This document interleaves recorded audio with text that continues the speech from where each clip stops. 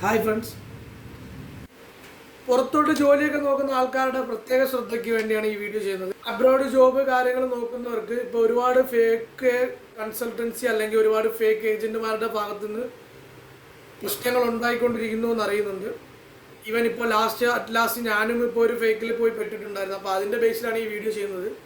അപ്പോൾ മെയിനായിട്ട് അതിൽ നമ്മൾ അറിഞ്ഞിരിക്കേണ്ട കുറച്ച് കാര്യങ്ങളുണ്ട്. ഇപ്പം ഈ പറയുന്നതാണെങ്കിൽ നമുക്കൊരു അനുഭവം വരുമ്പോഴാണല്ലോ അത് മറ്റുള്ളവരിലേക്ക് ഷെയർ ചെയ്യണമെന്നുള്ളൊരു സംഭവം വരുന്നത്. കാര്യം മറ്റൊരാൾക്കും കൂടി അത് പറ്റാതിരിക്കട്ടെ എന്നുള്ളൊരു ചിന്തയിലാണ് ഇപ്പം ഞാൻ ഈ വീഡിയോ ചെയ്യുന്നത്. ഒരാൾക്ക് അത് ഉപകാരപ്പെട്ട് കഴിഞ്ഞാൽ എനിക്ക് അത്രയും നല്ലതെന്ന് വിചാരിച്ചാണ് തന്നെ ഒരു ഏജൻറ്റ് വന്നിട്ട് നിങ്ങളുടെ അടുത്ത് പറയാണ്, ഇപ്പോൾ ഒരു പർട്ടിക്കുലറായിട്ടുള്ള കൺട്രിയിലോട്ട് നിങ്ങൾക്ക് 100% വിസ എടുത്ത് തരാമെന്ന് പറയുകയാണ്. ഒരു കാരണവശാലും നിങ്ങൾ അയാളെ വിശ്വസിക്കരുത്. കാരണം ഒരു വ്യക്തിക്കും 100% ആയിട്ട് വിസ തരാമെന്ന് നമ്മുടെ അടുത്ത് പറയാൻ പറ്റത്തില്ല. കാര്യം ആ ഏജൻ്റ് അല്ല നമുക്ക് വിസ എടുക്കുന്നത്. ആ കൺട്രി, അതായത് നമ്മൾ ഏത് രാജ്യത്താണോ വിസ അപ്ലൈ ചെയ്യുന്നത് ആ രാജ്യത്തുള്ള ആൾക്കാർ, അതായത് അവിടുത്തെ ഗവൺമെൻറ്റാണ് നമുക്ക് വിസ തരണോ വേണ്ടതെന്ന് ചിന്തിക്കുന്നതും തീരുമാനിക്കുന്നതും. സോ ഏജൻറ്റ് നമ്മളെ മുമ്പിൽ വന്നിട്ട് 100% വിസ തരാമെന്ന് പറഞ്ഞാൽ അവിടെ നിന്ന് തന്നെ ആലോചിക്കുക അവനൊരു കള്ളർ റാസ്കലാണെന്നുള്ള കാര്യം. അപ്പം രണ്ടാമത്തെ കാര്യം എന്ന് പറഞ്ഞു കഴിഞ്ഞാൽ ഇവൻ ഈ വിസ പ്രോസസ്സിങ് ഫീസെന്നും പറഞ്ഞ് നമ്മുടെ കയ്യിൽ നിന്ന് ഏകദേശം ഒരു 70,000 രൂപ 80,000 രൂപ ആദ്യമേ മേടിക്കും. ആ ഒരു എമൗണ്ട് നിങ്ങളൊരു കാരണവശാലും കൊടുക്കാൻ നിൽക്കരുത്. കാരണം ഒരു രാജ്യത്തിൻ്റെ ഇതിലും പ്രോസസ്സിങ് ഫീ ആയിട്ട് 70,000 രൂപ അല്ലെങ്കിൽ 60,000 രൂപയില്ല. മാക്സിമം അങ്ങറ്റം പോയി കഴിഞ്ഞാൽ ഈവൻ ഇത്രയും കോസ്റ്റ്ലി ആയിട്ടുള്ളൊരു കൺട്രി ആയിട്ടുള്ള പോളണ്ടിന് പോലും വിസ പ്രോസസ്സിങ് ചാർജ് വരുന്നത് ഏകദേശം 27,000 രൂപയാണ്. പിന്നെ അതിൻ്റെ കൂടെ നമ്മളെ മെഡിക്കൽ ഇൻഷുറൻസും കാര്യങ്ങളും എല്ലാം കൂടി എടുക്കുമ്പോഴത്തേക്ക് ഏകദേശം ടോട്ടലി ഒരു 45,000 രൂപ മാത്രമേ വരുന്നുള്ളൂ. അതിനുശേഷമുള്ള ബാലൻസ് എമൗണ്ട് ഒരു 20 രൂപ ആണെങ്കിലും 30 രൂപ ആണെങ്കിലും അത് ഈ കൺസൾട്ടൻ്റ് അല്ലെങ്കിൽ ഏജൻറ്റിൻ്റെ പോക്കറ്റിലോട്ടാണ് പോകുന്നത്. നമുക്ക് വിസ അപ്രൂവലായി എല്ലാം ഓക്കെ ആയതിനു ശേഷം നീ അവന് പൈസ കൊടുക്കുന്നതുകൊണ്ട് കുഴപ്പമില്ല. അതിന് മുമ്പ് നീ കൊടുത്തു കഴിഞ്ഞാൽ നിൻ്റെ പേപ്പറോ വിസയോ ഒന്നും ആയില്ലെങ്കിൽ പോലും അവൻ ആ ഫണ്ടുമായിട്ട് അവൻ മുങ്ങിയിരിക്കും. അത് ഒരാളുടെ കാര്യമാണ് പറയുന്നത്. ഒരു കൺസൾട്ടൻസ്, അതായത് ഒരു കൺസൾട്ടൻസി അല്ലെങ്കിൽ ഒരു ഏജൻറ്റ്, അതുപോലെ ഒരാളല്ല ഒരു 10 പേരുടെ കയ്യിൽ നിന്നെങ്കിലും പേയ്മെൻറ്റ് മേടിക്കുന്നുണ്ടായിരിക്കും. അപ്പോൾ ആ ഒരു 10 പേരുടെ കയ്യിൽ നിന്ന് 20,000 രൂപയായപ്പം എത്ര രൂപയായെന്ന് മാത്രം ചിന്തിച്ച് നോക്കിയാൽ മതി. അപ്പം നിങ്ങളത് മെയിനായിട്ട് ശ്രദ്ധിക്കുക. കാര്യം ഒരു ഏജൻറ്റിനും പ്രോസസ്സിങ് ഫീ എന്ന് പറഞ്ഞ ഒരു കാരണവശാലും ഒരു വലിയ തുക കൊടുക്കുകയോ ചെയ്യരുത്. ആ രാജ്യത്തിൻ്റെ പ്രോസസ്സിങ് ഫീ അല്ലെങ്കിൽ ആ രാജ്യത്തിൻ്റെ ഫീസ് കാര്യങ്ങൾ ചെക്ക് ചെയ്യുക, ഓൺലൈനിൽ ആ എമൗണ്ട് കൊടുക്കാമെന്ന് പറയുക. അവനുള്ള ഫീസ് അവൻ അവസാനം കൊടുക്കാം, അല്ലെങ്കിൽ നമുക്ക് പേപ്പറിൽ റെഡി ആയിട്ട് കൊടുക്കാമെന്ന് പറയുക എന്ന് മാത്രം പറഞ്ഞുകൊണ്ട് അവനെ ഒന്ന് ചവിട്ടി നിർത്തുക. മൂന്നാമത്തതെന്ന് പറയുമ്പോൾ നമ്മൾ കൊടുക്കുന്ന ഏജൻറ്റ്, ആ കൊടുക്കുന്ന ഏജൻറ്റ് അവൻ MEA, അതായത് മിനിസ്ട്രി ഓഫ് എക്സ്റ്റേണൽ അഫെയർസ്, അതിനകത്ത് രജിസ്റ്റർ ചെയ്തിട്ടുള്ള ഒരു റിക്രൂട്ടിംഗ് ഏജൻ്റ് ആണോ എന്നുള്ളത് മെയിനായിട്ട് ചെക്ക് ചെയ്യുക. കാരണം അവർക്കാവുമ്പം അബ്രോഡുള്ള കൺസൾട്ടൻസികളുമായും അല്ലെങ്കിൽ അബ്രോഡുള്ള ഏജൻറ്റുമാരുമായിട്ടും ലീഗലി ഉള്ളൊരു കോൺടാക്റ്റ് ആയിരിക്കും വരുന്നത്. നേരെ മറിച്ച് നമ്മളിവിടെ നാട്ടിൽ കാണുന്ന ചവറ് പോലുള്ള ഏജൻറ്റുമാരാണ്. ഉദാഹരണത്തിന് ഇപ്പോൾ ലാസ്റ്റ് ടൈം ഞാനിപ്പോൾ ഒരു ഏജൻറ്റിൻ്റെ എൻ്റെ ഒരു ഫ്രണ്ട്സിൻ്റെ 3 പേപ്പർ ഇൻക്ലൂഡിങ് എൻ്റെ പേപ്പർ ഉൾപ്പെടെ കൊടുത്തിട്ടുണ്ടായിരുന്നു. പക്ഷേ അവിടെയും ഫേക്കാണ് സംഭവിച്ചത്. കാര്യം ഞാൻ കൊടുത്തത് എൻ്റെ ഒരു ഫ്രണ്ടിനാണ്. അവനെ വിശ്വസിച്ച് അവൻ അബ്രോഡ് നിൽക്കുകയാണോ പോളണ്ടിൽ നിൽക്കുന്ന ഒരു വ്യക്തിയാണ്. അതിൻ്റെ പേരിൽ അവന് കൊടുത്തു. പക്ഷേ അവൻ കൊടുത്തത് അവൻ അറിയാവുന്ന വേറൊരാളുടെ കയ്യിലായിരുന്നു. സോ ഏജൻറ്റുമാരുടെ എണ്ണം ഇതിനകത്ത് പെരുകിക്കൊണ്ടിരിക്കത്തേ ഉള്ളൂ. നമ്മുടെ പേപ്പറിൻ്റെ വർക്കും കാര്യങ്ങളും നടക്കത്തില്ല. മാസങ്ങളോളം നമ്മൾ വെയിറ്റ് ചെയ്യേണ്ടി വരും.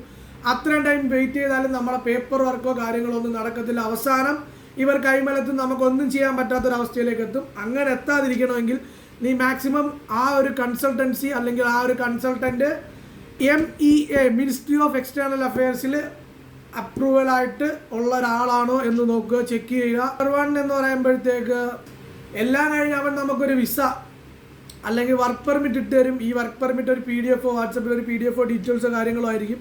നമ്മൾ അത് എടുത്ത് വെച്ചിട്ട് നോക്കിയാൽ കൊള്ളാം എല്ലാം സെറ്റാണ് എന്ന് പറഞ്ഞ് നമ്മൾ ബാലൻസ് ആവാൻ പറയുന്ന എമൗണ്ട് പിന്നെയും കൊടുക്കാൻ നിൽക്കും, സെക്കൻഡ് പേയ്മെൻറ്റ് കൊടുക്കാൻ നിൽക്കും. ഒരു കാരണവശാലും അങ്ങനെ ചെയ്യരുത്. അവൻ തരുന്ന പെർമിറ്റ്, അവൻ തരുന്ന വിസ, ഈ സംഭവങ്ങളെല്ലാം ഒഫീഷ്യൽ സൈറ്റുകളിൽ തന്നെ ഇട്ട് ചെക്ക് ചെയ്യുക. അതല്ലെങ്കിൽ അവിടുത്തെ ആ രാജ്യത്തെ എമിഗ്രേഷനുമായിട്ട് കോൺടാക്ട് ചെയ്തിട്ട് അങ്ങനെ ഒരു കൺട്രി ഉണ്ടോ അങ്ങനത്തെ ഡീറ്റെയിൽസും കാര്യങ്ങളും തിരക്കുക. അതിനുശേഷം 100% ഉറപ്പ് വന്നതിന് ശേഷം മാത്രം അവന് അടുത്ത പേയ്മെൻറ്റ് കൊടുക്കാൻ പാടുള്ളൂ. അല്ലാത്ത പക്ഷം അവിടെ നിങ്ങൾ ചതിക്കപ്പെടും. കാരണം എനിക്ക് കിട്ടിയതാണ് ഓഫർ ലെറ്റർ. ഇപ്പോൾ ഈ അടുത്ത സമയത്ത് ഒരു 6-7 മാസത്തിന് മുമ്പ് എനിക്കും കിട്ടിയതാണ് ഓഫർ ലെറ്റർ.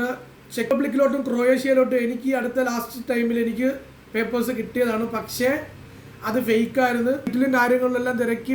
പക്ഷേ അപ്പോൾ ആ തിരക്കുന്ന സമയത്തും കാര്യങ്ങൾക്കെല്ലാം അങ്ങനെ ഒരു കമ്പനിയെ രജിസ്റ്റർ ചെയ്തതായിട്ട് കാണിക്കുന്നുണ്ടായിരുന്നു. പക്ഷേ ഏകദേശം ഒരു അത് കഴിഞ്ഞൊരു 2-3 മാസം കഴിഞ്ഞപ്പോഴത്തേക്ക് അങ്ങനെ ഒരു കമ്പനിയോ അങ്ങനെ ഒരു രജിസ്ട്രേഷൻ നമ്പറോ ഒന്നും ഇല്ല എന്നുള്ളൊരു ഫേക്ക് ന്യൂസാണ് എനിക്ക് കിട്ടിയത്. അപ്പോൾ എൻ്റെ ഫ്രണ്ട്സിൻ്റെ തന്നെ ഒരു 5-6 പേരുടെ പേയ്മെൻറ്റും കാര്യങ്ങളും അങ്ങനെ പോയിട്ടുണ്ട്. അപ്പോൾ അത് കണക്കത്തെ ഒരു ചതിയിൽ നിങ്ങളും പോയി പെടാതിരിക്കുക. പിന്നെ പറയുന്ന അടുത്ത ഒരു മെയിനായിട്ടുള്ളൊരു സംഭവം എന്ന് പറഞ്ഞു കഴിഞ്ഞാൽ ഏജൻറ്റുമാർ നമ്മളടുത്ത് പറയുന്ന ജോബ് കാറ്റഗറീസ്, അതായത് A category, B category, C category, അതും തിരക്കുക. കാര്യം അങ്ങനെ ഈ എ കാറ്റഗറി എന്ന് പറയുന്ന വർക്കേഴ്സ് പ്രൊഫഷണലി കോഴ്സ് പഠിച്ച മെമ്പേഴ്സ്, അങ്ങനെ കുറച്ച് ആൾക്കാർക്കാണ് ഈ എ കാറ്റഗറി ജോബ് വരുന്നത്. ബി കാറ്റഗറി എന്ന് പറയുമ്പോൾ സ്കിൽഡ് വർക്കേഴ്സ്, അതായത് ഇലക്ട്രിക്കൽ, പ്ലംബിങ്, വെൽഡിങ് അങ്ങനത്തെ ആൾക്കാർക്കാണ് ബി കാറ്റഗറി ജോബ് വരുന്നത്. സി കാറ്റഗറിയിലോട്ട് വരുമ്പോഴാണ് helper, packing jobs, tree cutter അങ്ങനത്തെ കുറച്ച് കാറ്റഗറീസ് എല്ലാം വരുന്നതെന്ന് പറഞ്ഞാൽ ബാക്ക് ജോബ്സ് എല്ലാം വരുന്നതാണ് സി കാറ്റഗറി. പക്ഷേ ഒരു കാര്യം ശ്രദ്ധിക്കുക, ഈ എ ബി സി കാറ്റഗറി എല്ലാ രാജ്യങ്ങളിലും ഇല്ല. പർട്ടിക്കുലർ ആയിട്ടുള്ള രാജ്യങ്ങളിൽ മാത്രമേ ആ കാറ്റഗറി ഉള്ളൂ. അതുകൊണ്ട് തന്നെ നമ്മളെ ഏജൻറ്റ് നമ്മളടുത്ത് ഈ കാറ്റഗറിയാണ് നമ്മൾ വർക്ക് ചെയ്യാൻ പോകുന്നത്, അല്ലെങ്കിൽ എ അല്ലെങ്കിൽ ബി അല്ലെങ്കിൽ സി കാറ്റഗറിയിലോട്ടാണ് നമ്മൾ വർക്ക് ചെയ്യാൻ പോകുന്നതെന്ന് പറയുകയാണെങ്കിൽ നിങ്ങൾ മസ്റ്റായിട്ട് അത് ഒഫീഷ്യൽ സൈറ്റിൽ അങ്ങനെ ഒരു കാറ്റഗറി മെൻഷൻ ചെയ്യുന്നുണ്ടോ നോക്കുക, വർക്ക് പെർമിറ്റിൽ അങ്ങനത്തെ ഒരു സംഭവം ഉണ്ടോ നോക്കുക, സാലറി പാക്കേജ് കാര്യങ്ങളിലെല്ലാം ഇത് മെൻഷൻ ചെയ്യുന്നുണ്ടോ നോക്കുക. വർക്ക് പെർമിറ്റ് കിട്ടിയതിന് ശേഷം 1 അല്ലെങ്കിൽ 2 അല്ലെങ്കിൽ 3 തവണ, മിനിമം 3 തവണയെങ്കിലും ചെക്ക് ചെയ്യുക. അറിയാവുന്നവരെ കൊണ്ട് ചെക്ക് ചെയ്യിപ്പിക്കുക. മാക്സിമം നല്ല റെപ്യൂട്ടഡ് ആയിട്ടുള്ള അല്ലെങ്കിൽ രജിസ്റ്റേർഡ് ആയിട്ടുള്ള കമ്പനീസ് നമ്മളെ കൊണ്ട് പറ്റുന്ന സോഴ്സസ് എല്ലാം ഉപയോഗിച്ച് അത് ചെക്ക് ചെയ്യുക. അതിനുശേഷം മാത്രമേ അത് ഓക്കെ ആണെന്ന് വിശ്വസിക്കാവൂ. അല്ലെങ്കിൽ ഈ പറഞ്ഞ എന്നെ പോലെ ഇവിടെ മുഞ്ചി തെറ്റി ഇരിക്കേണ്ടി വരും, അത് വേറെയുള്ള വിഷയം. പക്ഷേ ഇതെല്ലാം ഞാൻ പറയുന്നത് വേറൊന്നും കൊണ്ടല്ല, എന്നെപ്പോലെ ഒരാൾക്കും കൂടി ഇത് കണക്കൊരു ഫീൽഡിൽ പോയി പെടരുത്. അപ്പം കുറച്ച് ഇൻഫോർമേറ്റീവ് ആയിട്ടുള്ള വീഡിയോസുമായിട്ട് ഞാൻ ഇനിയും വരുന്നുണ്ട്. സംഭവം നിങ്ങൾക്ക് ഒരാൾക്ക് ഈ വീഡിയോ ഉപകാരപ്പെടുവാണെങ്കിൽ ഉപകാരപ്പെടട്ടെ എന്നുള്ള രീതിയിൽ ഒരാൾ കണ്ടാൽ മതിയടാ, ഒരാൾക്ക് മനസ്സിലായാൽ മതി. മനസ്സിലായോ? ഇപ്പോൾ ഒരാൾക്ക് അത് ഉപകാരപ്പെട്ട് കഴിഞ്ഞാൽ അത്രയും കാര്യം എന്ന് പറഞ്ഞാണ് ഞാൻ ഇത് സംഭവം ചെയ്യുന്നത്. അല്ല അതിനകത്ത് വലിയ കഥയെന്നുള്ള കാര്യമല്ല. ഉപരി നിങ്ങൾ ഓൺലൈനിൽ ഒരു ഫ്രോഡിൽ പെട്ടുപോയിട്ടുള്ള ഒരാളാണെങ്കിൽ നിങ്ങൾക്ക് അതിനും ഇന്ത്യയുടെ സൈബർ ക്രൈം ഹെൽപ്പ് ലൈനായ 1930 നിങ്ങൾ ഇൻഫോം ചെയ്യുക. അതല്ലാന്നുണ്ടെങ്കിൽ നിങ്ങൾക്ക് പിന്നെ ഒരു ഓപ്ഷനും കൂടി ഉണ്ട്. National cyber crime reporting portal വഴി നിങ്ങൾക്ക് കണ്ടൽ രജിസ്റ്റർ ചെയ്യാവുന്നതാണ്. മാക്സിമം പൈസ പോയി നിൽക്കുന്നവരും പൈസ പോകാനുള്ളവരും ഇനി ഇതാകൊണ്ട് രജിസ്ട്രേഷൻ കൊടുക്കുന്നവരും എല്ലാം ഈ വീഡിയോ ഒന്ന് ഷെയർ ചെയ്ത് കൊടുക്കുക. മാക്സിമം പറ്റുന്നിടത്തോളം ഒന്ന് അവയർനെസ് ആയിട്ടിരിക്കുക. ഇനിയും ഈ പറഞ്ഞ 2026 തീരാറായി, ഇനിയും എന്നെപ്പോലെ പോയി ചതികളിൽ വീഴാതിരിക്കട്ടെ, ദൈവം അനുഗ്രഹിക്കട്ടെ എന്ന് പറഞ്ഞുകൊണ്ട് ബൈ. അബ്രോഡ് ജോബ് കാര്യങ്ങൾ നോക്കുന്നവർക്ക് ഇപ്പോൾ ഒരുപാട് ഫേക്ക് കൺസൾട്ടൻസി അല്ലെങ്കിൽ ഒരുപാട് ഫേക്ക് ഏജൻറ്റുമാരുടെ ഭാഗത്തു നിന്ന് പ്രശ്നങ്ങൾ ഉണ്ടായിക്കൊണ്ടിരിക്കുന്നു എന്നറിയുന്നുണ്ട്. ഈവൻ ഇപ്പോൾ ലാസ്റ്റ് ഞാനും ഇപ്പോൾ ഒരു ഫേക്കിൽ പോയി പെട്ടിട്ടുണ്ടായിരുന്നു. അപ്പോൾ അതിൻ്റെ ബേസിലാണ് ഈ വീഡിയോ ചെയ്യുന്നത്.